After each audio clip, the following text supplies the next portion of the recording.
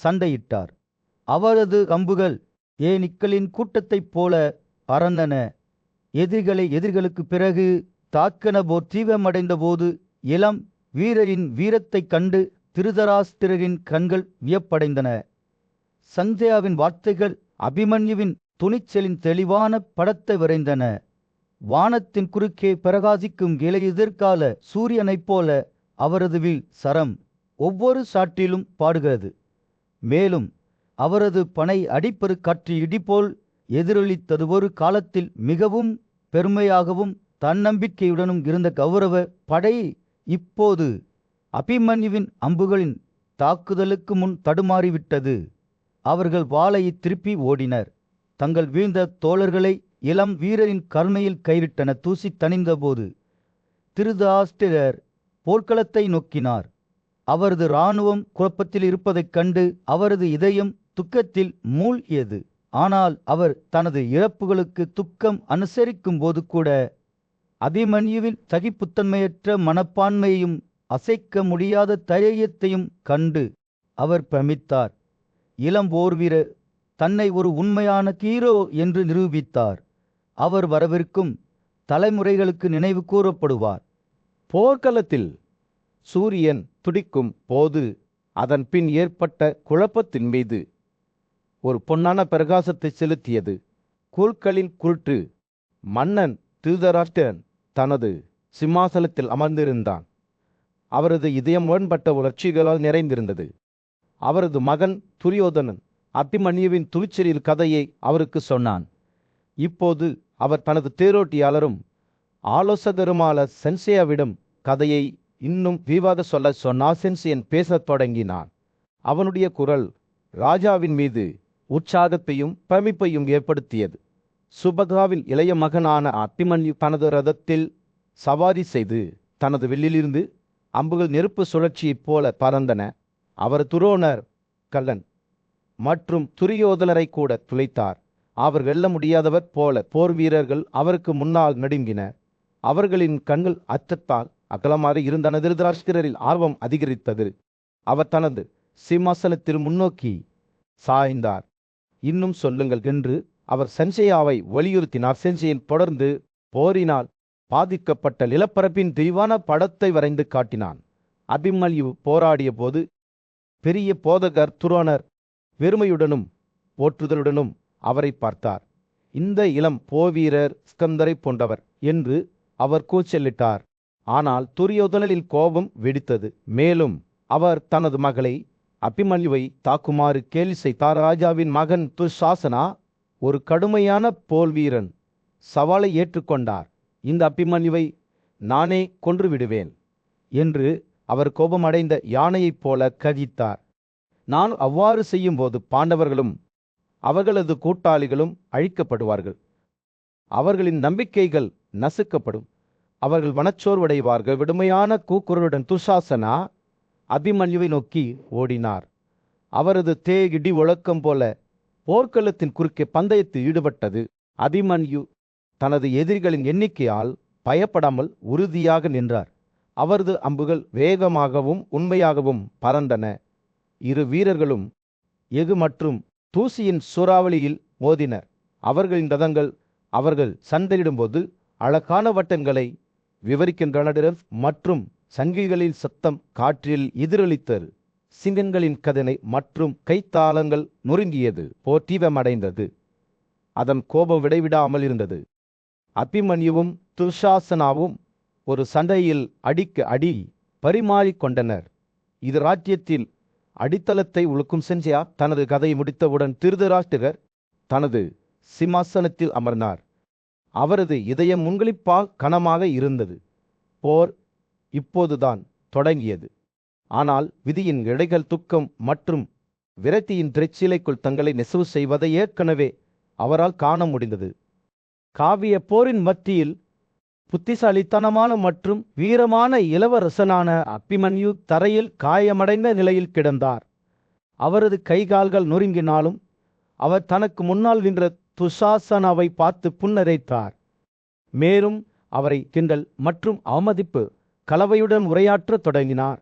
அதிர்ஷ்டவசமாக அபிமன்யு கூறினார், நான் உன்னை பார்க்கிறேன். ஒரு வீணான வீரன் எனக்கு முன் வந்தான். கொடூரமான மற்றும் நீதி இல்லாதவன். நீங்கள் ஒருமுறை சபையில் மன்னர் யுதிரனை கோபப்படுத்தினீர்கள். சூழ்ச்சியையும் சுவாலாவின் மகனின் திறமையையும் நம்பினீர்கள். உங்கள் கடுமையான கட்சிகள் பீமனை வெறித்தனமாக்கீர். இப்போது உங்கள் செயல்களின் விளைவாக நீங்கள் விதைத்ததை அறுவடை செய்யப் போகிறீர்கள். அபிமன்யுவின் வார்த்தைகள் துஷாசனாவை அவதூறு செய்தபோது விஷமடைந்தன. அவரது பல வீரர்களை பட்டியலிட்டன. கொள்ளை, கோபம், பேராசை, அறியாமை, உறவினர்கள் மீதான விரோதம், அநீதி மற்றும் துன்புறுத்தல். இன்று அபிமன்யு அறிவித்தார், முழு இராணுவத்தின் பார்வையிலும் நான்கள் அம்புகளால் உன்னை தண்டிக்கிறேன். இன்று கோபமடைந்த கிருஷ்ணருக்கும் என் ஐயாவுக்கும் நான் செலுத்த வேண்டிய கடனில் இருந்து என்னை விடுவிக்கிறேன். அவர் எப்போதும் உன்னை தண்டிக்க ஒரு வாய்ப்பை விரும்புகிறார். இந்த வார்த்தைகளால் அபிமன்யு தனது வில்லை பிழித்து யமன் அதி அல்லது வாயு போன்ற பிரகாசமான தண்டை இலக்காக கொண்டார்.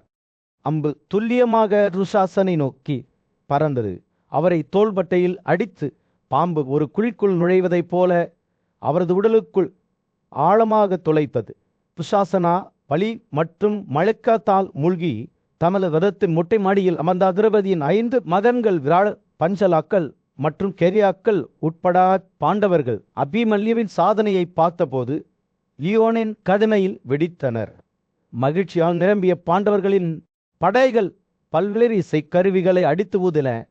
அபிமன்யுவின் வீரம் அவர்களின் அசைக்க முடியாத எதிரியை தோற்கடித்தது. மேலும் அவரது வெற்றியைக் கண்டு அவர்கள் மகிழ்ச்சி அடைந்தனர். இருப்பினும் போரில் துஷாசனா தனியாக இருக்கவில்லை. வில்லர்களில் மிகவும் கலரமான கர்ணன் சம்பவ இடத்திற்கு வந்து தனது மகனை காப்பாற்றுவதில் உறுதியாக இருந்தார். இதோ என்று துரியோதனன் கண்ணனிடம் கூறினார். நமது எதிரிகளை கொன்ற வீர துஷாசனா அபிமன்யுவின் வீரத்துக்கு இரையாகி விட்டார். கண்ணன் அபிமன்யுவின் மீது குர்மையால அம்புகளை பொழிந்தான். ஆனால் இளவரசர் தைரியம் இல்லாமல் ராதாவின் மகனை தண்டுகளால் துளைத்தார். இரு தரப்பினரும் மோதல்களை செய்து மேலிடத்தை பெறவில்லை. இருப்பினும் கர்ணன் அபிமன்யுவை தோற்கடிக்க திமனித்து அவரை நோக்கி தனது கவனத்தை திருப்பினார். இந்த 2 வலிமையான போர் வீரர்களுக்கும் இடையிலான மோதல் தீவிரமானது. இருவரும் அம்புகளை பரிமாறிக்கொண்டு தங்கள் வலிமையை வெளிப்படுத்தினர். கர்ணனின் இளைய சகோதரர் விருஷாசேனா போரில் இயங்கியதால் போர்க்களம் தீப்பிடித்து ஏய்ந்தது. அவர் தனது வில் கையில் உயரமாக என்று காற்றில் எதிரொலிக்கும் ஒரு பெரிய கர்கனையை வெளிப்படுத்தினார். ஒரு விரைவான இயக்கத்துடன் தமது எதிரிகள் மீது அம்புரலில் ஆழங்கட்டி மலையை கட்டவிழ்த்துவிட தயாராக வில்லின் சரத்தை அதன் எல்லைக்குள் நீட்டினார். சுபத்திராவின் மகனான அபிமன்யுவே விருஷாசேனனின் இலக்காக இருந்தார். அவர் ஏற்கனவே அபிமன்யுவை 10 தண்டுகளால் துளைத்திருந்தார். ஒவ்வொருவரும் இளம் வீரரின் குடை நிலையான தேவடி மற்றும் குதிரைகளில் அதன் அடையாளத்தை கண்டனர். ஆனால் காயமடைந்த போதிலும் அபிமன்யு தனது எதிரியின் கைவினையை பார்த்து புன்னகைத்தார். எவ்வாறாயினும் விருஷாசேனா தனது சகோதரரின் துணிச்சலான முயற்சிகளால் தடுக்கப்படவில்லை. அவர் தொடர்ந்து அம்புகளை அபிமன்யு மீது பொழிந்தார். அவர் தனது கண்களில் கடுமையான உறுதியுடன் வில்லை வளைத்து மற்றொரு சாட்டிற்காக அதை மீண்டும் சரம் செய்ய தொடங்கினார்.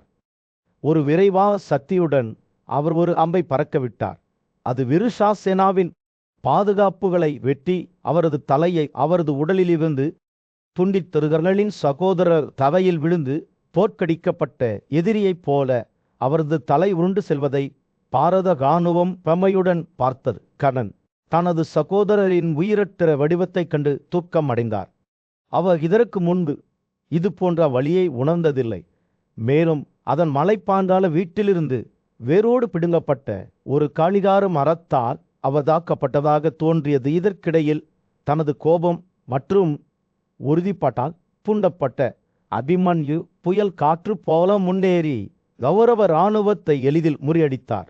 அவரது அம்புகள் வேகமாகவும் உண்மையாகவும் பறந்தன.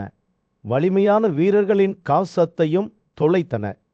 கௌரவர்கள் அபிமன்யுவின் இடைவிடாத தாக்குதலிலிருந்து தப்பிக்க முயன்றதால் பொருட்களும் விரைவில் குழப்பத்தின் கடலாக மாறியது. தூசி படர்ந்தபோது கௌரவர்களின் படைகள் சிதைந்து விட்டன என்பது தெளிவாக தெரிந்தது. அவர்களின் படைகள் குழப்பத்தில் இருந்தன. அவர்களின் தலைவர்கள் தங்கள் உயிரை பணயம் வைத்து தப்பி ஓடினர். அபிமன்யு தொடர்ந்து ஆத்திரமடைந்தார். அவரது அம்புகள் வெட்டுக்கிளிகள் அல்லது பலத்த மழை போல அறந்தன. அதன் பின்னணியில் அழிவின் பாதையை விட்டு சென்ற எங்கள் கொந்தளிப்பின் மத்தியில் அகிமலின் மகன் அபிமன்யு உயரமாக நின்று கொண்டிருந்தான். அவனுடைய சங்கு போர்க்களம் முழுவதும் எதிரொலித்த ஒரு கடுமையான போர் கூக்குரலை ஊதி கொண்டிருந்தது. அவர் ஒரு எரியும் முத்திரையாக இருந்தார். தனது பாதையில் உள்ள அனைத்தையும் உலர்ந்த புல்லை போல எரித்தார். அவரது அம்புகள் வேகமாகவும் உண்மையாகவும் பறந்தன. வலிமையான வீரர்களின் காசத்தையும் துளைத்தன தீவிரமடைந்த போது கௌரவர்கள் பீதியுடன் ஓடத் தொடங்கினர். அபிமன்யுவின் இடைவிடாத தாக்குதலுக்கு அவர்கள் பலியான போது அவர்களின் அலறல்கள் காற்றில் எதிரொலித்தன. கொல்லப்பட்ட வீரர்களின் உடல்கள் விரைவில் வயலில் சிதறி கிடந்தன. அவர்களின் கைகளும் அவர்களின் உடல்களிலிருந்து துண்டிக்கப்பட்டன. அவர்களின் வில்லுகளும் அம்புகளும் உடைந்தும் அமைதியாகவும் கிடந்தன. போரில் சத்தம்.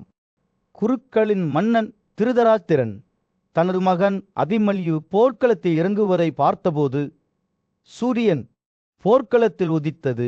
இளம் போர் வீரன், வயதுக்கு குறைவான குழந்தை, ஆனால் வலிமையான மற்றும் பெருமைக்குரியவன், தனது 3 வயது குதிரைகளில் எதிரி முகாமின் மையத்திற்குள் சவாரி செய்தான். நமது பெரிய வீரர்களில் அர்ஜுனனின் மகனை பின்தொடர்ந்தது யார் என்று திருதராஷ்டிரன் தனது தேரோட்டியான சஞ்சயனிடம் கேட்டார். சஞ்சயன் மறுமொழியாக யுதிஷ்டிரன், பீமன், சீரந்தில், சச்சகி, நவுலன், சதாதேவன், பிரிஷ்டத்யும்னா, விராடன், துருபாதா, கேகயா, திஸ்தகெது மற்றும் மச்சே போர்வீரர் அனைவரும் போருக்கு விரைந்தனர். அவர்களுடன் அபிமன்யுவின் சீடர்களும் அவரது தாய் வழி மாமக்களும் போரின் வரிசையில் தங்களை வரிசைப்படுத்திக் கொண்ட கடுமையான போராளிகளும் இருந்தனர். அபிமன்யு உருவாக்கிய பாதையை அவர்கள் பின்பற்றினர். தங்கள் அன்பான மகனை காப்பாற்ற ஆர்வமாக இருந்த குரு போர் வீரர்கள் பார்த்தபடி பாண்டவரின் படை முன்னேறி தங்கள் உறவினர்களை காப்பாற்ற தீர்மானித்தது. ஆனால் சிந்துக்களின் மன்னரும் திறமையான போர் வீரருமான ஜெயத்ரதன் அவர்களுக்கு எதிராக உறுதியாக நின்றார். தனது வான ஆயுதங்களை கையில் வைத்துக்கொண்டு ஆளிலத்தில் யானை போல பாண்டவர்களை எதிர்த்தார். அதன் மகத்தான வலிமை சகிப்புத்தன்மையற்றது. ஜெயத்ரதரின் வீரத்தை பார்த்த திருதராஷ்டிரரின் கண்கள் விரிந்தன. சஞ்சய் என்று அவர் கூறினார். கோபமடைந்த பாண்டவர்களை எதிர்ப்பது மட்டுமே அவர் மீது இருந்ததால் ஜெயத்ரதன் மட்டுமே ஒரு பெரிய சுமையை சுமந்தார் என்று நான் நினைக்கிறேன். அவரது வலிமையும் வீரமும் உண்மையிலேயே அற்புதமானது. ஜெயத்ரதரின் கதை பற்றி மேலும் சொல்லுமாறு திருதராஷ்டிரர் சஞ்சயிடம் கேட்டார். சஞ்சயன் தனது கதையை தொடங்கினான். பாண்டவர்களின் ராணியான திரௌபதியை அவமதித்த பிறகு ஜெயத்ரதன் ஒரு முறை பீமனால் தோற்கடிக்கப்பட்டான். அவமானப்பட்டு மீட்பை தேடி ஜெயத்ரதன் கடுமையான துறவற தவத்தை மேற்கொண்டார். பசி, தாகம், வெப்பம் ஆகியவற்றிலிருந்து தனது புலன்களை கட்டுப்படுத்தினார். அவரது உடல் சுருங்கியது. அவரது தோளுக்கு அடியில் அவரது நரம்புகள் காணப்பட்டன. ஜெயத்ரதன் தனது தவத்தை பயிற்சி செய்தபோது வேதத்தின் நித்திய வார்த்தைகளை சொல்லி மகாதேவனுக்கு மரியாதை செலுத்தினார். ஜெயத்ரதனின் பக்தியால் ஈர்க்கப்பட்ட சிவன் கனவில் அவருக்கு தோன்றி அவரது விருப்பத்தை வழங்கினார். நீங்கள் என்ன வரம் விரும்புகிறீர்கள் என்று கடவுள் கேட்டார். ஜெயத்ரதன் வணங்கினார். அவரது இதயம் மரியாதையால் நிரம்பியது. நான் அதிகாரத்தை தேடுகிறேன் என்று அவர் கூறினார். பாண்டவின் 5 மகன்களான யுதிஷ்டிரன், பீமல், ஆதுமன், நகுலன் மற்றும் சகாதேவர் ஆகியோர் சக்தி வாய்ந்த போர் வீரர்களாக இருந்தாலும் போரில் அவர்களை சரிபார்க்க வேண்டும். சிவன் ஜெயத்ரதனை நோக்கி சிரித்தார். அவரது விருப்பத்தை நிறைவேற்றினார். அர்ஜுனனின் மகன் அபிமன்யுவை தவிர ஜெயத்ரதனும் வீரனாக இருப்பார். ஒரு பயங்கரமான போரின் மத்தியில் சஞ்சயன் திருதராஷ்டிர மன்னன் முன் நின்று ஜெயத்ரதனின் துணிச்சலின் கதையை விவரிக்க தொடங்கினான். மன்னனே, நன்றாக கேளுங்கள் என்று சஞ்சயன் உற்சாகத்துடன் கண்களை ஒளிய செய்து, சிந்துக்களின் ஆட்சியாளரின் வீரத்தை நான் உங்களுக்கு சொல்வேன் என்று சொன்னான். அவர் பேசுகையில் போர்க்களத்தின் தரிசனங்கள் காற்றில் நடமாடின. பிரம்மாண்டமான குதிரைகளால் காற்றைப் போல இழுக்கப்பட்ட ஜெயத்ரதனின் தேர் காணப்பட்டது. தேர் வானத்தில் ஒரு நீராவி கட்டிடத்தைப் போல பிரகாசித்தது. அதன் வெள்ளித்தரளிலை அழகால் ஒளிரும் ஒரு பெரிய பன்றியின் சின்னத்தைக் கொண்டிருந்தது. அவரது வெள்ளை குடியும் யார் வாள்களும் அவருக்கு மேலே பறந்தன. ஜெயத்ரதன் ஒரு வித்தியாசமான பிரகாசத்தை வெளிப்படுத்தினார். சந்திரன் பிரகாசமாக பிரகாசிக்கிறதை நினைவூட்டுகிறது. சென்சியன் தொடர்ந்து கதை சொல்லும்போது ஜெயத்ரதனின் திறமை வெளிப்பட்டது. அவர் தனது பிரமாண்டமான வில்லை இழுத்து அம்புகளின் நீரோட்டத்தை கட்டவிழ்த்துவிட்டு ஒவ்வொரு திருப்பத்திலும் பாண்டவர்களின் வரிசையை தொலைத்தார். சர்ச்சைக்கு 3 அம்புகளுக்கு பலியானார். அதே நேரத்தில் விருகோதரா 8 பேரால் தாக்கப்பட்டார். திரிஷ்டஜும்னாவும் துர்பராகும் இதேபோல் பாதிக்கப்பட்டனர். ஒவ்வொன்றும் பல தண்டுகளால் துளைக்கப்பட்டன. ஜெயத்ரதனின் வில் கொடிய துல்லியத்துடன் பாடியதால் கைகையர்களும் காப்பாற்றப்படவில்லை. சிந்துக்களின் ஆட்சியாளர் வெல்ல முடியாதவராக தோன்றினார். அவரது சாதனைகள் நிமிடத்துக்கு நிமிடம் குறிப்பிடத்தக்கதாக மாறின. யுதிஷ்டிரர் 70 அம்புகளால் தாக்கப்பட்ட போது அது ஜெயத்ரதனின் துணிச்சலுக்கான நற்பெயரை அதிகரிக்க மட்டுமே உதவியது. பாண்டவ இராணுவத்தின் மற்ற வீரர்களும் இதேபோல் குறிவைக்கப்பட்டனர். ஒவ்வொருவரும் ஜெயத்ரதரின் அசைக்க முடியாத தாக்குதலுக்கு முன் விழுந்தனர். ஆனால் பின்னர் அசாதாரணமான ஒன்று நிகழ்ந்தது. கோபமும் உறுதியும் கொண்ட பீமன் ஜெயத்ரதனின் வில்லை இலக்காக கொண்டு அதை ஒரு ஒற்றை பளபளப்பான தண்டால் வடித்தார். இருப்பினும் சிந்துக்களின் ஆட்சியாளர் திகைக்கவில்லை. விரைவாக மற்றொரு வில்லை மீட்டெடுத்து பாண்டவர்கள் மீது தனது தாக்குதலை தொடர்ந்தார். போர் தீவிரமடைந்தது. இரு தரப்பினரும் கால் கொடுக்கவில்லை. ஜெயத்ரதனின் குதிரைகள் வீழ்த்தப்பட்டன. ஆனால் அவர் தொடர்ந்து போராடினார். இறப்பால் தடையின்றி இருந்தார். பீமன் இந்த பின்னடைவைக் கண்டார். தனது காரிலிருந்து குதித்து சத்திரியின் வாகனத்தை கட்டளையிட்டார். ஒரு மலை சிகரத்தின் மீது ஆதிக்கம் செலுத்தும் சிங்கத்தைப் போல ஜெயத்ரதரின் வீரம் அனைவருக்கும் தெளிவாக தெரிந்தவுடன் பக்கவாட்டில் இருந்து பார்த்து கொண்டிருந்த படைகள் ஆரவாரம் செய்தன. பாண்டவர்களும் கூட அவரது துணிச்சலை ஒப்புக்கொண்டனர். அவர்களின் முகங்கள் தங்கள் கூட்டு வலிமையை தனியாக எதிர்த்த சிந்துக்களின் ஆட்சியாளரை பற்றிய பிரமிப்பை பிரதிபலித்தல். சென்செயா தனது கதையை முடித்தவுடன் மன்னர் திருதராஷ்டிரர் ஜெயத்ரதனின் பிடிவாதமான மனப்பான்மை மீது புதிய மரியாதையுடன் அவரை பார்த்தார். இறுதி எல்லைகளை கடந்து பீமன் உருவாக்கிய பாதை உண்மையில் சிந்துக்களின் ஆட்சியாளரால் நிரப்பப்பட்டது.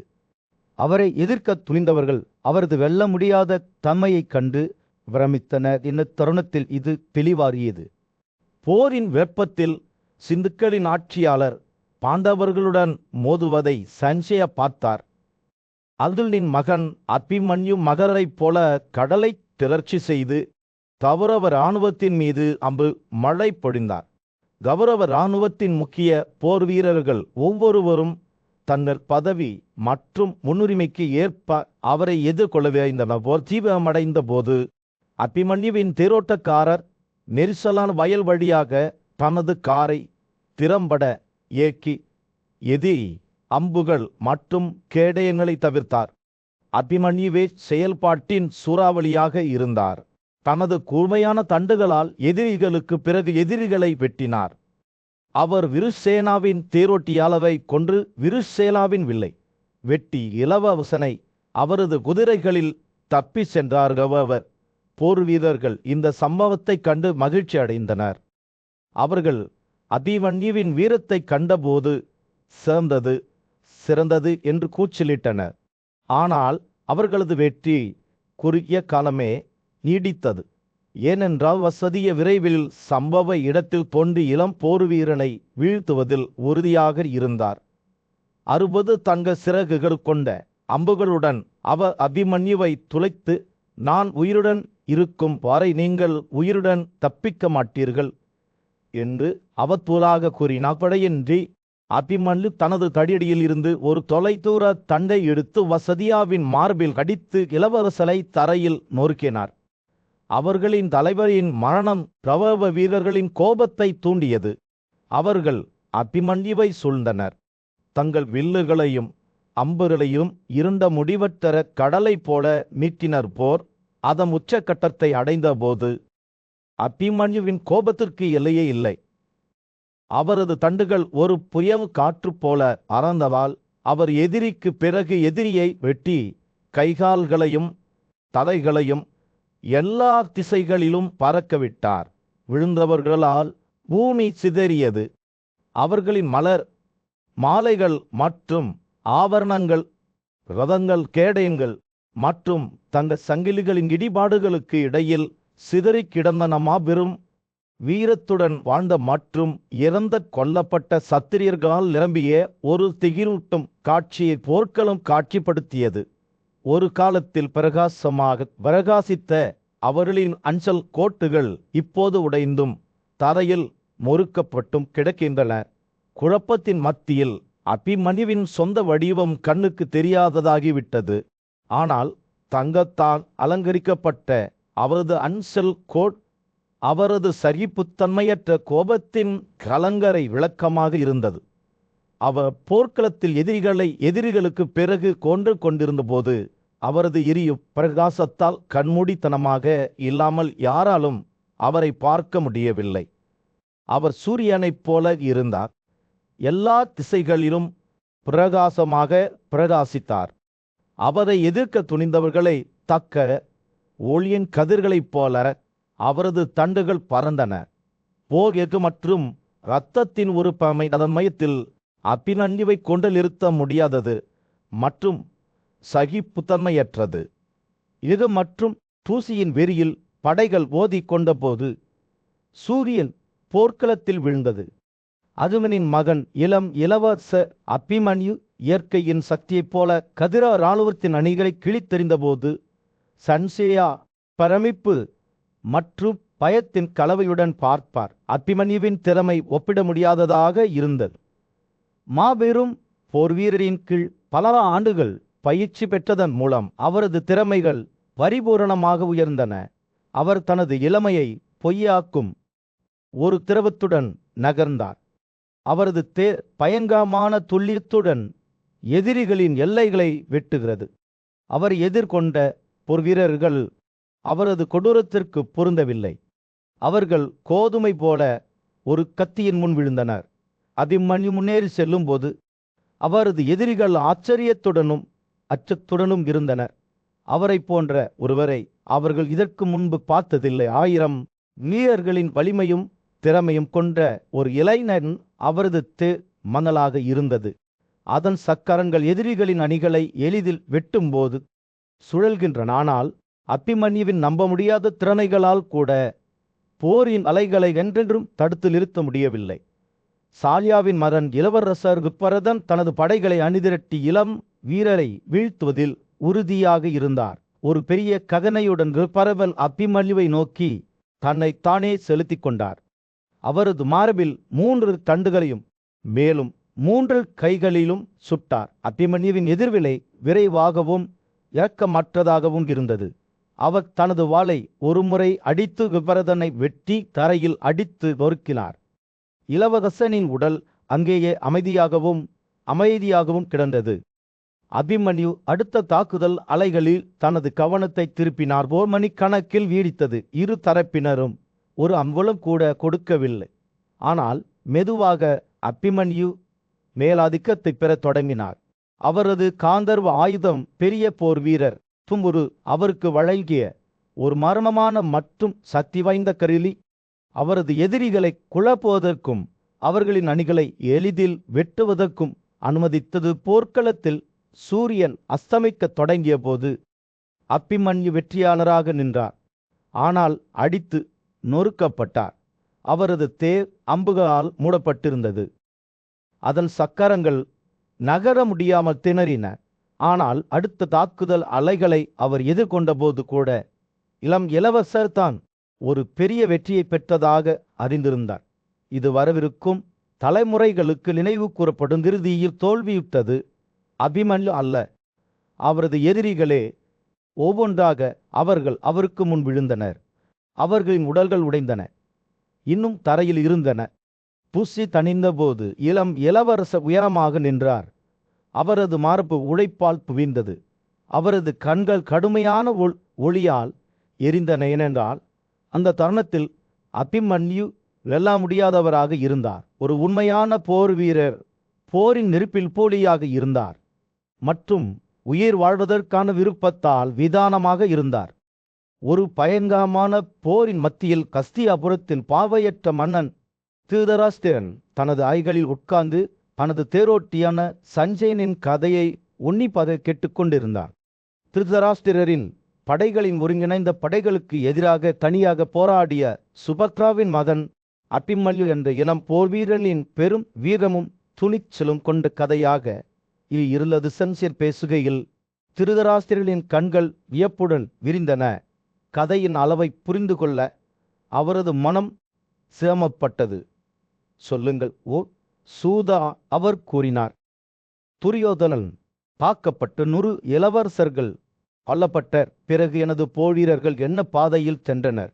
சஞ்சயனின் குரல் ஒரு துக்ககரமான தொனியை எடுத்தது. அவர் நடந்த நிகழ்வுகளை நினைவு கூர்ந்தார். திருதராஷ்டிரரின் படையின் வீரர்கள் தோற்கடிக்கப்பட்டனர். அவர்களின் உடல்கள் வேர்வையால் நனைந்தன.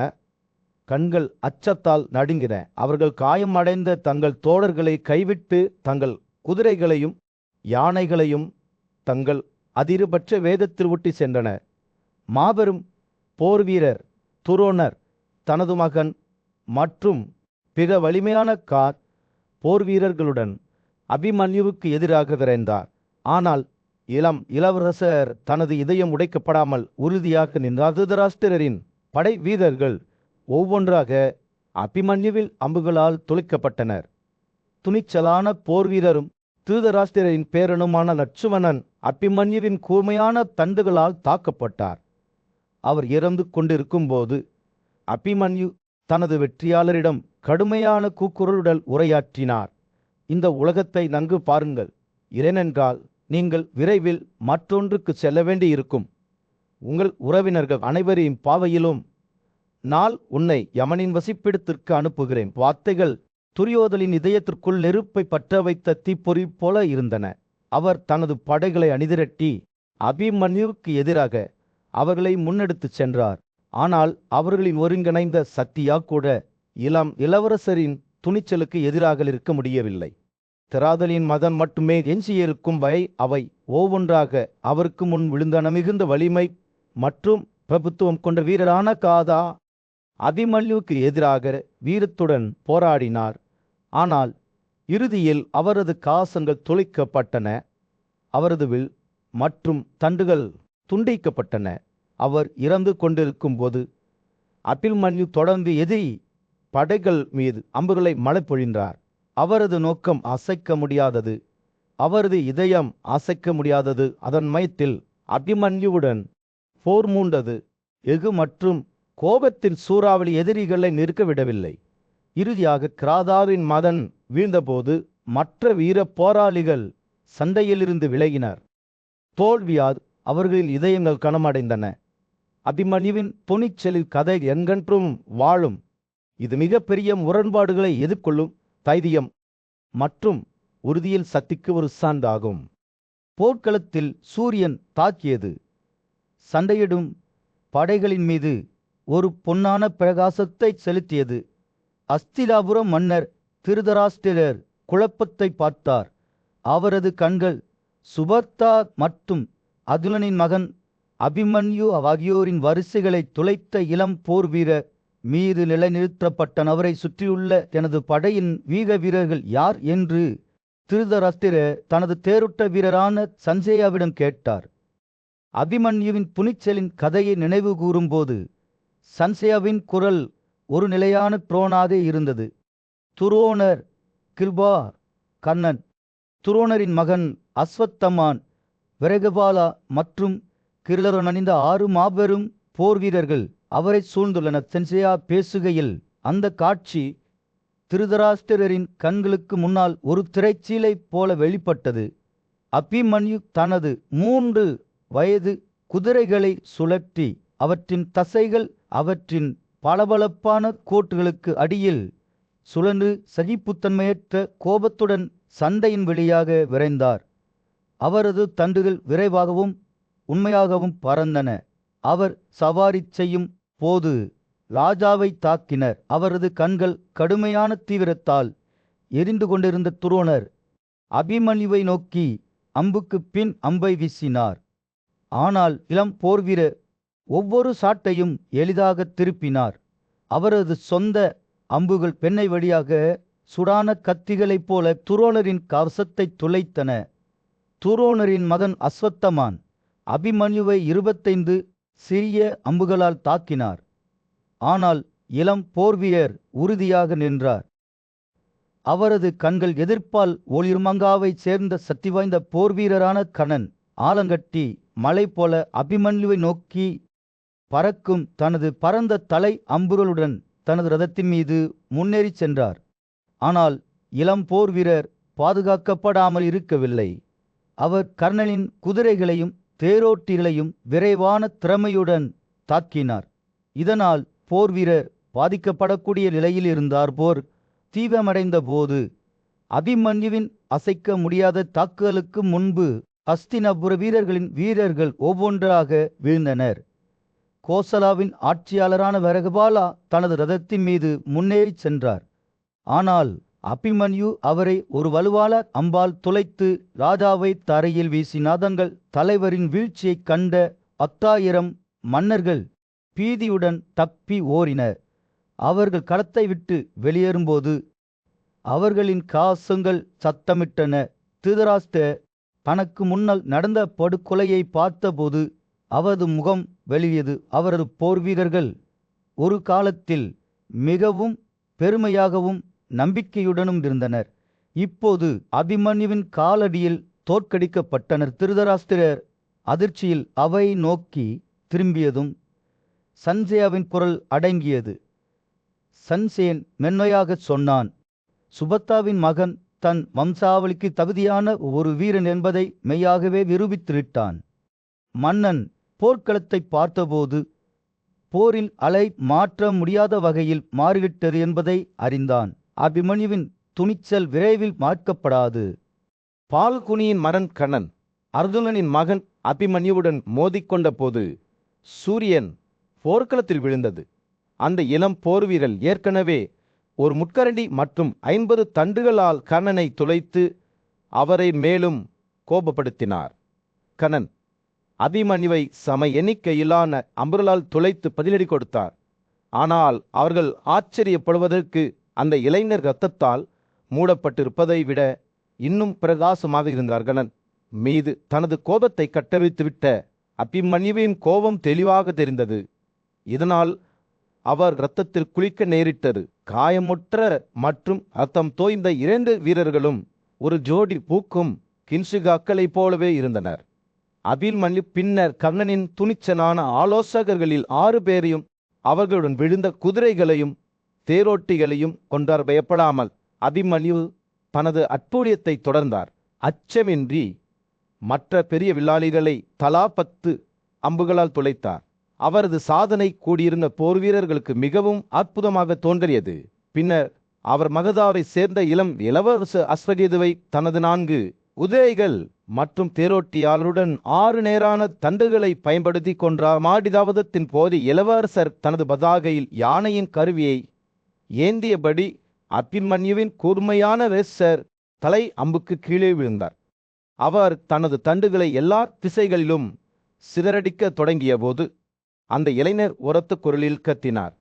இதற்கிடையில் துஷாசனத்தின் மகன் அபிமன்யுவின் 4 குதிரைகளையும் 4 அம்புகளாலும் அவரது தேரோட்டியை ஒன்றாலும் துளைத்தார். அபிமன்யுவின் தந்தை அர்ஜுனன் துஷாசனத்தின் மகனை 10 கப்பற்படை தண்டுகளால் துளைத்து உரத்த குரலில் உரையாற்றி, உங்கள் ஐயா ஒரு கோழை போல ஓடிவிட்டார். எப்படி போராடுவது என்று உங்களுக்கு தெரியும். ஆனால் இன்று நீங்கள் உயிருடன் தப்பிக்க மாட்டீர்கள் என்று கூறினார்.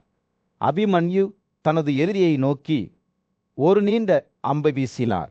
ஆனால் துரோணரின் மகள் அதை 3 தண்டுகளால் வெட்டினார். போர் தீவிரமடைந்த போது அதுலனின் மகன் 9 உயரமான அம்புகளுடன் சாலாவை மார்பில் துவைத்தார். அதை கண்ட அனைவருக்கும் அந்த சாதனை மிகவும் அற்புதமாக தோன்றியது. அபிமன்யு பின்னர் சத்வன்சிய சந்திரகேது மதாமேத்பா சுவசாஸ் மற்றும் சூரியபாசா என்ற 5 வீரர்களை கொன்ற துரியோதனன் துரோணரிடம் திரும்பி, நாம் இவளை ஒன்றாக அரைத்துக் கொள்வோம், இல்லையெனில் இவன் நம் அனைவரையும் கொன்று விடுவான் என்று கூறினான். விற்றாந்தனின் மகன் கர்ணனும் துரோணவில் ஆலோசனையினாடி, அபிமன்யு நம் அனைவரையும் நசுக்கிறான், அவரை எப்படி கொல்வது என்று எங்களிடம் கூறுங்கள் என்று கூறினான். அபிமன்யுவை கவனமாக கவனித்த துரோணர், ஆதுலனின் மகனான இந்த சிங்கத்தின் கையின் இலகுவான தன்மையையும் மனிதரிடையே வேகமான ஏக்கத்தையும் பாருங்கள். அவரது காரின் பாதையில் அவரது வில் மட்டுமே ஒரு வட்டத்திற்கு இழுக்கப்படுவதை காணலாம். அவ்வளவு விரைவாக. போர்க்களத்தில் சூரியன் கீழே விழுந்து குழப்பத்தின் மீது ஒரு பொன்னான பிரகாசத்தை செலுத்தியது. சுபக்தா மற்றும் அதுமனின் மகன் அபிமன்யுவின் கதையை நினைவு கூறும்போது சன்சேயாவின் கோல் காற்றில் எதிரொலித்தது. விஷ்ணுவின் சகோதரியின் அந்த மகிழ்ச்சி அவர் தொடங்கினார். அபிமனு போர்க்களத்தில் மிகவும் அழகாக இருந்தார். விஷ்ணுவின் ஆயுதங்களால் அலங்கரிக்கப்பட்ட அதிராதர் இரண்டாவது ஜனார்த்தனைப் போல பிரகாசித்தார். சென்சேன் பேசிக் கொண்டிருந்த போது அந்த காட்சி எங்களுக்கு முன்னால் எதிரொலித்தது. காற்றில் அசைந்து கொண்டிருந்த அபிமன்யுவின் பூட்டுகள் உயரமாக நின்றன. அவரது உச்ச ஆயுதம் அவரது கைகளில் உயர்ந்தது. மன்னர்கள் அவரை பார்த்தனர். மேலும் அவரது கைகளில் இருந்த சக்கரம் பதட்டத்தால் நிரம்பியது. அதை 100 துண்டுகளாக வெட்டினர். தடையின்றி அபிமன்யு ஒரு வலிமையான கழுதையை எடுத்தார். அவரது கண்கள் உறுதியுடன் ஏந்தனவில்லையும் காரையும் இழந்த அபிமன்யு எதிரிகளால் தனது சக்கரத்தையும் விலக்கி கொண்டதால் அஸ்வத்தமானுக்கு எதிராக விரைந்தார். இரியும் இடிமுழக்கம் போல் தோன்றிய கழுதையை உயர்த்தி கொண்டு அஸ்வத்தமான் விரைவாக தனது காரிலிருந்து இறங்கி அபிமன்யுவின் கொடிய அடியை தவிர்க்க 3 நீண்ட பாய்களை எடுத்தார். அஸ்வத்தாமனின் குதிரைகளையும் 2 பாஷிலிக் தேரோட்டிகளையும் அபிமன்யு எளிதில் அடித்தார். சக்தி வாய்ந்த போர் வீரர் அம்புகளால் சுற்றிலும் துளைத்தார். இது ஒரு முள்ளம்பன்றி போல் தோன்றியது. அவரது உடல் போரின் கொடூரத்திற்கு ஒரு சான்றாகும். பின்னர் அவர் சுவாலாவின் மகன் கலிகையாவை தரையில் அழுத்தி 70 காந்தார ஆதரவாளர்களை கொன்றார். அபிமன்யு தனது வன்முறையை தொடர்ந்தபோது பரமாசதிய இனத்தைச் சேர்ந்த 10 கார்போர் வீரர்கள் அவருக்கு முன்னால் விழுந்தனர். அவரைத் தொடர்ந்து 10 பெரிய யானைகளும் வந்தன. அவரது பாதை அவை துசாசனின் மகனின் காரை நோக்கி அழைத்துச் சென்றது. அங்கு அவர் துசாசனின் காரையும் குதிரைகளையும் அடித்து நொறுக்கி அவற்றை பூமியில் அழுத்தினார். துசாசனின் வெல்ல முடியாத மகன் தனது கழுலை எடுத்துக்கொண்டு அபிமன்யுவை நோக்கி விரைந்து சென்று காத்திருங்கள் காத்திருங்கள் என்று கூறி 2 உறவினர்களும் உயரமான கழுதைகளுடன் ஒருவருக்கொருவர் தாக்கத் தொடங்கினர். ஒருவருக்கொருவர் மரணத்தை அடைய விரும்பினர். ஒவ்வொருவரும் ஒருவருக்கொருவர் கழுதை முனைகளால் தாக்கினர். மேலும் இருவரும் இந்திரனின் கௌரவத்திற்காக அமைக்கப்பட்ட 2 வேரோடு பிடுங்கப்பட்ட தரங்களைப் போல பூமியில் விழுந்தன. துசாசனாவின் மகன் முதலில் எழுந்து அபிமன்யுவை தனது தலையின் கிரீடத்தில் கதையால் அடித்தார். அந்த பக்கவாதத்தின் வன்முறையாலும் அவர் அனுபவித்த சோர்வாலும் மயங்கி அபிமன்யு தனது புத்திசாலித்தனத்தை இழந்து பூமியில் விழுந்தார். இதனால் ஒரு ஏரியில் ஆமரை தண்டுகளை அரைக்கும் யானை போல முழு படையையும் தரையிறக்கிய ஒருவர் கொல்லப்பட்டார். அபிமன்யு களத்தில் இறந்து கிடக்கும்போது வீரமான போர்வீரன் வேட்டைக்காரர்களால் கொல்லப்பட்ட காட்டு யானை போல தோற்றமைத்தார். வீழ்ந்த வீரன் பின்னர் உங்கள் படைகளால் சூழப்பட்டார். போர்க்களத்தில் சூரியன் அஸ்தமிக்க தொடங்கிய போது சன்சேயாவின் வார்த்தைகள் நடந்த படுகொலையின் தெளிவான படத்தை வரைந்தன. மாலையில் நாங்கள் எங்கள் முகாமுக்கு திரும்பினோம் என்று அவர் கூறினார். அவரது குரல் உணர்ச்சியால் கனமாக இருந்தது. எங்கள் உடல்கள் இரத்தத்தால் மூடப்பட்டிருந்தன. நாங்கள் இன்னும் எதிரியில் அம்புகளால் நடுங்கிக் கொண்டிருந்தோம். சன்சே அவர்களின் துயர கதையை நினைவு கூறும்போது மன்னர் கவனமாக கேட்டார். அவர்கள் போர்க்களத்தின் வழியாக திரும்பி செல்லும்போது வானம் தாமரை மலரின் மென்மையான இதழ்களைப் போல ஆழமான சிவப்பு நிறமாக மாறியது. சூரியன் மேற்கு மலைகளில் கீழே மூழ்கியது. கீழே உள்ள படுகொலையின் மீது ஒரு பங்க ஒளியை செலுத்தியது. பூமியை அழிக்கப்பட்டதைப் போல இருந்தது என்று சன்சே கூறினார். அவரது குரல் ஒரு கிசிறிசுக்கிற்கு மேலே இருந்தது. எண்ணற்ற யானைகளின் அசைவற்ற உடல்களால் போர்க்களம் நிரம்பி வழிந்தது. அவற்றில் பிரம்மாண்டமான வடிவங்கள் இடி முழக்கத்தால் சிதைந்த மலைகளைப் போல கிடக்கின்றன. மரண துணாற்றத்துடன் காற்று அடர்த்தியாக இருந்தது. தூரத்தில் கத்தும் குள்ள நெறிகளில் சத்தம் அமைதியின்மையை மேலும் அதிகரித்தது. பூமியை உயிர் இழப்புக்கு தூக்கப்படுவதாக தோன்றியது. அதன் மேற்பாகப்போ ரதங்களின் சிதைவுகளாலும் அவற்றின் சவாரி செய்பவர்களின் உடல்களாலும் சிதைந்தது. இரவு விழத் தொடங்கிய போது ஒரு பயங்கரமான நதி போர்க்களத்தின் வழியாக ஓடுவது போல் தோன்றியது. அதன் நீர் விழுந்தவர்களின் இரத்தத்தால் சிவப்பு நிறத்தில் இருந்தது. ரதங்கள் அதன் கரைகளில் சிதறி கிடந்தன. அவற்றில் மர கட்டமைப்புகள் பிளவுபட்டு உடைந்தன. யானைகள் பாறைகளைப் போல நின்றன. அவற்றின் பிரமாண்டமான உடல்கள் உயிரற்றவை. அதே நேரத்தில் மனித தலைகள் ஆற்றில் படுக்கையில் வரிசையாக இருந்த சிறிய கற்களை உருவாக்கி தோண்டுபவர்கள். இறந்தவர்களுக்கு விருந்தளிக்கும் சத்தங்களால் காற்று நிரம்பி வழிந்தது. நாய்கள், குள்ள நரிகள் மற்றும் மாமிசம் உண்ணும் பறவைகள் அனைத்தும் கொல்லப்பட்டவர்களின் மாமிசத்தை விழுங்க கூடின. ராட்சசர்களும் பிசாச்சர்களும் அவர்களுடன் இணைந்தனர். அவர்களின் விருப்பு அவர்களின் புனிதமற்ற பசிக்கு ஒரு சான்றாக அமைந்தது. அவர்கள் உடல்களை கிழிக்கும்போது சிரித்து பாடினர். அவர்களின் குரல்கள் காற்றில் சுமந்து சென்றதென்சியா பேசுகையில் அவரது வார்த்தைகள் மரணத்தின் ஒரு திருவிழாவின் உருவங்களை உருவகப்படுத்தினர். அங்கு உலகின் அனைத்து மூலைகளிலிருந்தும் உயிரினங்கள் விழுந்தவர்களுக்கு விருந்தளிக்க கூடியிருந்தன. இந்த களத்தில் போராடி இறந்த போர் வீரர்கள் இப்போது எழுந்தனர். அவர்களின் உடல்கள் ஒரு கொடூரமான வாழ்ச்சியில் தருணமாடின. பின்னர் குழப்பத்தின் மத்தியில் சென்சியாவின் குரல் தடுமாறியது. நாங்கள் அபிமன்யுவை பார்த்தோம் என்று அவர் கூறினார். அவரது வார்த்தைகள் ஒரு கிசுகிசுக்கிற்கு மேலே இருந்தன. அவர் களத்தில் படுத்து கொண்டார். அவரது ஆபரணங்கள் இடம்பெயர்ந்து விழுந்தன. அவரது உடல் ஒரு தீயாக நெருப்பை போல பிரகாசித்தது. இன்னும் உயிருடன் சூடாக இருந்தது. சன்சே தனது கதையை முடித்தபோது மன்னர் அமைதியாக கேட்டார். அவர்களின் கிழப்புகளின் எடை அவரது இதயத்தில் ஆழமாக மூழ்கியது.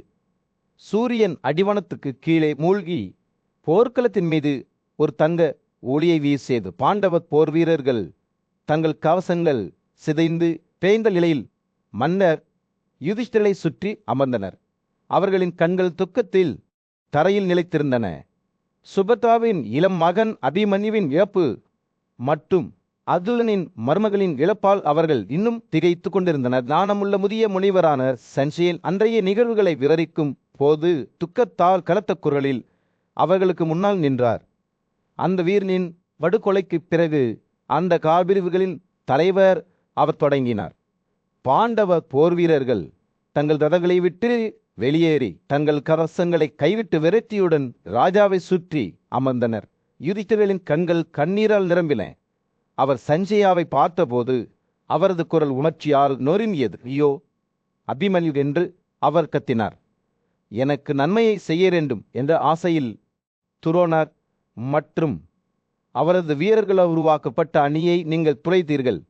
போரில் நீங்கள் அவர்களை எதிர்கொண்டீர்கள். அந்த வலிமையான விலங்கள் மிகுந்த தைரியத்துடனும் திறமையுடனும் இருந்தனர். ஆனால் அவர்கள் உங்கள் வீரத்திற்கு இணையாக இல்லை.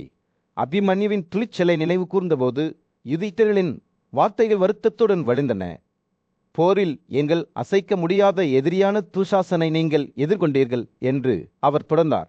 உங்கள் அம்புகளால் அந்த வீரனை களத்திலிருந்து தப்பி ஓட செய்தீர்கள். அவருக்கு புத்தி இல்லை. ராஜாவின் கண்கள் அலைந்து திரிந்தன. அருகில் அமர்ந்திருந்த அதுலனையும் சுபத்ராவையும் நோக்கி அவரது பாவை நகர்ந்தது. அவர்களின் முகங்கள் துக்கத்தால் பொறிக்கப்பட்டன. அவர் பேசும்போது யுதிஷ்டிரரின் கோல் நடுங்கியது. அவரது வார்த்தைகள் அபிமன்யுவின் இழப்புக்கான புலம்பலாக இருந்தன. ஐயோ, அர்ஜுனனின் வீரமான மகன் அவர் துக்கமடைந்தார். துரோணரின் படையின் பரந்த கடலை கடந்து இறுதியாக யமனின் வசிப்பிடத்தில் ஒரு விருந்தினராக இருக்க வேண்டிய கட்டாயம் ஏற்பட்டது. துஷாசனின் மகனை சந்தித்த போது சென்சியனின் குரல் மௌனத்தில் எதிரொலித்தது. அவரது வார்த்தைகள் துக்கத்தின் தேச்சீலை நெசவு செய்தன. அபிமன்யு கொல்லப்படும் போது அர்ஜுனனையும் தனது விருப்பமான மகனை இழந்த ஆசீர்வதிக்கப்பட்ட சுபத்ராவையும் நான் எப்படி பார்ப்பது என்று அவர் கேட்டார். ராஜாவின் புலம்பல்கள் அவரது இதயத்தில் அனைத்து வேதனையையும் ஊட்டுவது போல் தொடர்ந்த நீதிகர் பேசுகையில் அவரது வார்த்தைகள் சுய நிந்தனை மற்றும் குற்ற உணர்ச்சியின் கலவையாக மாறியது. நன்மை அடைய விரும்புகிறேன் என்று அவர் கூறினார். வெற்றியை எதிர்பார்த்து சுபத்ரா, கேசவா மற்றும் அர்ஜுனனுக்கு இன்னதெரிய தீவை செய்தவன் நானே அபிமன்யுவின் மரணத்திற்கு வழிவகுத்த நிகழ்வுகளை நினைவு கூர்ந்தபோது அவரது கண்கள் தரையில் விழுந்தன. ராஜாவின் வார்த்தைகள் சுயல் மசலத்துடன் சொட்டு சொட்டாக இருந்தன. பேராதை கொண்டவன் தனது தவறுகளை ஒருபோதும் பார்க்க மாட்டான் என்று அவர் கூறினார். பேராசை முட்டாள்தனத்திலிருந்து உருவாகிறது. தேன் சேகரிப்பாளர்கள் பார்க்கிறார்கள். ஒரு சோகமான காட்சியின் மத்தியில் குந்தியின் மகனும் ஹஸ்திலாபுரத்தின் நியாயமான மன்னருமான யுதிஷ்டிரன் தனது சகோதரரின் மகனான அபிமன்யுவின் இழப்பை பற்றி புலம்பிக் கொண்டிருந்தான். துணிச்சலான இளம் போர்வீரன் துரியோதன படைகளால் போரில் கொல்லப்பட்டார். ஏராளமான பெரிய வீரர்களால் சூழப்பட்டார். அபிமன்யு வெறும் குழந்தையாக இருந்த போதிலும் அவம்பிக்கையான முரண்பாடுகளுக்கு எதிராக வீரத்துடன் போராடினார். மேலும் யுதிஷ்டிர துக்கத்தில் மூழ்கிவிட்டார். அவர் அமர்ந்திருந்தபோது தனது துக்கத்தில் தொலைந்து போன புகழ்பெற்ற ரிஷி கிருஷ்ணத்துவபியானா வியாசர் அவரை அணுகினார். அவரது கண்களில் இரக்கத்துடன் வியாசர் துக்கமடைந்த மன்னரிடம் ஆறுதல் வார்த்தைகளை பேசத் தொடங்கினார். ஓ யுதிஷ்டிரனே, நீ எல்லா அறிவையும் ஞானத்தையும் பெற்றவன் என்று வியாசர் மெதுவாக கூறினார். உங்களைப் போன்ற ஒருவரை பேரழிவுகளால் சமாளிப்பது பொருத்தமானதல்ல. வியாசர் தொடர்ந்தார். அந்த துணிச்சலான இளைஞன் அபிமன்யு ஏராளமான எதிரிகளை கொன்று சொர்க்கத்திற்கு ஏறினார். உண்மையில் அவர் ஒரு குழந்தையாக இருந்த போதிலும் முதிர்ந்த வயது போல் செயல்பட்டார். வியாசரின் வார்த்தைகள் யுதிஷ்டிரருக்கு ஆறுதல் அளிப்பதற்காக இருந்தன. ஆனால் ராஜாவின் துக்கம் ஆழமாக ஓடியது. இதற்கு பதிலளித்த யுதிஷ்டிரன், ஐயோ, பூமியின் இந்த பிரபுக்கள் வெறும் தரையில் படுத்து தங்கள் படைகளின் மத்தியில் கொல்லப்பட்டு சுயநினைவு வந்தனர். அவர்கள் பெரும் வலிமையை கொண்டிருந்தனர். மற்றவர்கள் மீண்டும் காற்றின் தூண்டுதலுடனும் வலிமையுடனும் இருந்தனர். வீழ்ந்த போர் வீரர்களின் துணிச்சல் பற்றியும் அவர்களில் பெரும் வலிமை இருந்த போதிலும் அவர்களால் கூட மரணத்தின் பிடியிலிருந்து தப்பிக்க முடியவில்லை என்பதையும் அவர் பிரதிபலித்தார். மரத்தில் மர்மத்தை விளக்குமாறு வியாசரை கேட்டபோது யுதிஷ்டிரனின் வார்த்தைகள் வெள்ளத்தில் மூழ்கிய நதியைப் போல தோன்றின. கடவுளே, ஒத்த மகளே, மரணம் எங்கிருந்து வருகிறது? யாருடைய சந்ததி? மரணம் மரணம் என்றால் என்ன? மரணம் ஏன் உயிரிழ நிலை எடுத்து செல்கிறது என்று ராஜாவின் கேள்விகள் ஆழமான ஆச்சரியத்துடனும் பிரமிப்புடனும் இருந்த யுதிஷ்டிரனின் துயரத்தை உணர்ந்த வியாசர் ஒரு பண்டைய கதையை ஓதத் தொடங்கினார். பழங்காலத்தில் அவர் கூறினார், அகம்பனா என்ற ஒரு மன்னர் இருந்தார். அவர் தனது மகனின் மரணத்தால் மிகப்பெரிய துக்கத்தால் பாதிக்கப்பட்டார். துக்கம் மற்றும் இழப்பின் நூல்களால் நெய்யப்பட்ட ஒரு திரைச்சீலை போல கதை வெளிப்பட்டது. அகம்பனாவின் மகன் ஹரி அற்புதத்தில் இந்திரன் அல்லது ரிஷுவுக்கு சமமான ஒரு சக்தி வாய்ந்த போர்வீரனாக இருந்தார். அவர் எண்ணற்ற எதிரிகளை எதிர்த்து போராடி பெரும் சாதனைகளை செய்தார். ஆனால் இறுதியில் போர்க்களத்தில் வீழ்ந்தார். அவரது தந்தை மன்னர் அகம்பனார் துக்கத்தில் மூழ்கினார்.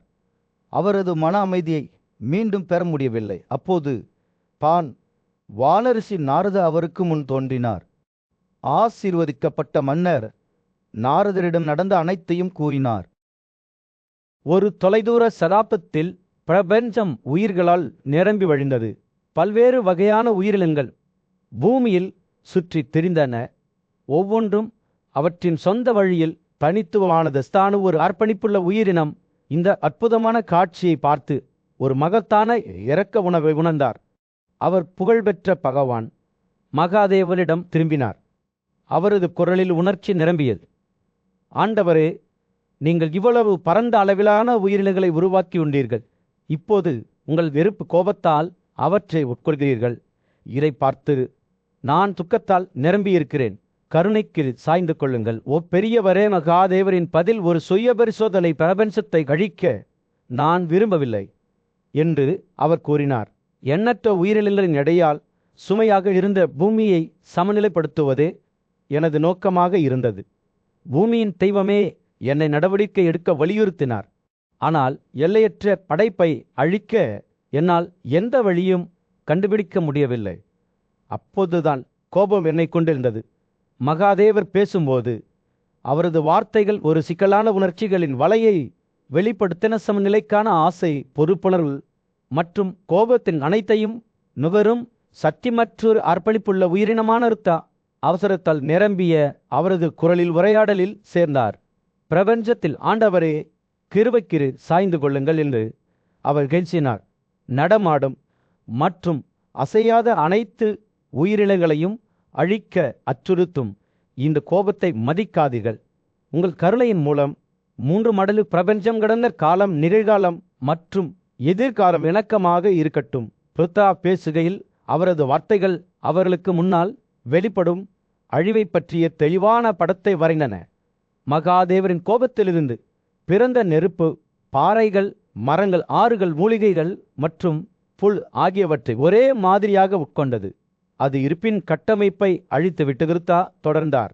தெய்வீகமானவரே, நான் வேண்டிக் கொள்ளும் வரம் இதுதான். உங்களுக்கு சொந்தமான படைப்புகள் அனைத்தும் அழிக்கப்படாமல் இருக்க வேண்டும். உயிர் பெற்ற உங்கள் உயிரினங்கள் அழியாமல் இருக்க வேண்டும். உங்கள் கோபம் தனியட்டும். அது உங்கள் சுயத்தில் அழிக்கப்படட்டும். உங்கள் படைப்புகளின் மீது உங்கள் கண்களை வைக்கவும் அவற்றை சிறப்பாகச் செய்ய வேண்டும் என்ற விருப்பத்தால் தூண்டவும் அவரது வார்த்தைகள் காற்றில் தொங்கிக் கொண்டிருந்தன.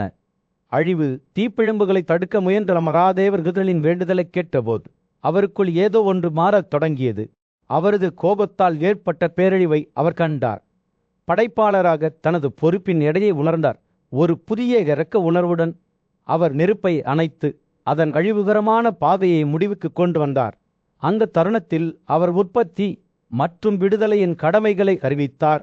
அனைத்து உயிரினங்களின் நல்வாழ்வுக்கான வழிகாட்டும் கொள்கைகள் தீப்பிழம்புகள் தணிந்தபோது மகாதேவரின் பல்வேறு புலன்களிலிருந்து ஒரு புதிய உயிரினம் வெளிப்பட்டது. அவள் இருண்ட சிவப்பு மற்றும் பளபளப்பாக இருந்தால் அவருடைய நாக்கு, முகம் மற்றும் கண்கள் நெருப்பு சக்தியால் பிரகாசித்தன. பிரகாசமான காதணிகள் மற்றும் ஆபரணங்களால் அலங்கரிக்கப்பட்ட அவர் தெற்கத்திய பகுதிக்கு புறப்படுவதற்கு முன்பு பிரபஞ்சத்தின் 2 பிரபுக்களை பார்த்து புன்னகைத்தார். படைப்பு மற்றும் அழிவின் கட்டுப்பாட்டாலான பிரமா ஒரு தொலைதூர மண்டலத்தில் யானியும் மரியாதைக்குரியவருமான முனிவரான நாரதர் பிரபஞ்சத்தின் படைப்பாளரான பிரமாவின் முன் பிரமாவுக்கும் மரணத்திற்கும் இடையிலான ஒரு கசப்பான உரையாடலுக்கு சாட்சியாக நின்றார். இது நரகர் என்ற பெண்ணால் உருவகப்படுத்தப்பட்டது. அந்த காட்சி நாரதர் முன்னிலையில் வெளிப்பட்டது. அவர் பின்னர் நிகழ்வுகளை விவரிக்கிறார். நாரகன் கைகளை இணைத்து தாழ்மையான நடத்தையுடன் கவலையில் நடுங்கும் குரலில் பிரமாவை நெருங்கினான். படைப்பின் ஆண்டவரே, அவள் ஒரு பெண்ணாக நான் எப்படி இவ்வளவு கொடூரமான செயலை செய்ய முடியும்? நான் அநீதிக்கு மிகவும் பயப்படுகிறேன். என் அன்புக்குரியவர்கள், குமரங்கள், நண்பர்கள், சகோதரர்கள், தந்தைகள் மற்றும் கணவர்களுக்கு தீங்கு விளைவிக்கும் எண்ணத்தில் என் இதயம் வலிக்கிறது. துக்கமடைந்த உயிரினங்களின் கண்ணீரின் கண்களை பயத்தால் நிரப்புகிறது. பிரமா நரகனின் வேண்டுதலால் அசைந்து போகாமல், தயக்கமோ வருத்தமோ இல்லாமல் தனது கடமையை செய்யுமாறு மரணத்திற்கு அறிவுறுத்தினார். நீங்கள் உயிரினங்களை அழிப்பதற்கான நோக்கத்துடன் இருந்தீர்கள் என்று அவர் கூறினார். வெளியே சென்று அனைத்து உயிரினங்களையும் அழித்து விடுங்கள். அதன் விளைவுகளை பற்றி கவலைப்பட வேண்டாம். பிரபஞ்சத்தின் தலைவிதி மரணத்தின் செயல்களை பொறுத்தது போல் பிரம்மாவின் வார்த்தைகள் தவிர்க்க முடியாத உணர்வுடன் இருந்தல். இருப்பினும் நரகர் பிரம்மாவின் கட்டளையால் திசை திருப்பப்படவில்லை. உயிரினங்களை தீங்கிலிருந்து பாதுகாப்பதற்கான தனது தீர்மானத்தில் அவள் பிடிவாதமாக இருந்தார். நல்லதை செய்வதிலும் தீமையை தவிர்ப்பதிலும் அவருடைய பக்தி ஒரு மாற்று வழியை தேட வழிவகுத்தது. ஆழ்ந்த நம்பிக்கையுடன் எந்த ஒரு சாத்தியமான பாவத்திலிருந்தும் தன்னை சுத்தம் செய்வதற்கான ஒரு வழிமுறையாக கடுமையான தோல்வி தவத்தை மேற்கொள்ள அனுமதியை கோரி பிரம்மாவிடம் கெஞ்சினாள். இதன் மீது நாரகனின் அசைக்க முடியாத அர்ப்பணிப்பை கவனித்த பிரம்மா இறுதியில் பின்வாங்கினார். அவரது வழிகாட்டுதலை பின்பற்றினால் அவரது செயல்களுக்கு மரணம் பொறுப்பேற்காது என்று அவர் வெளிப்படுத்தினார்.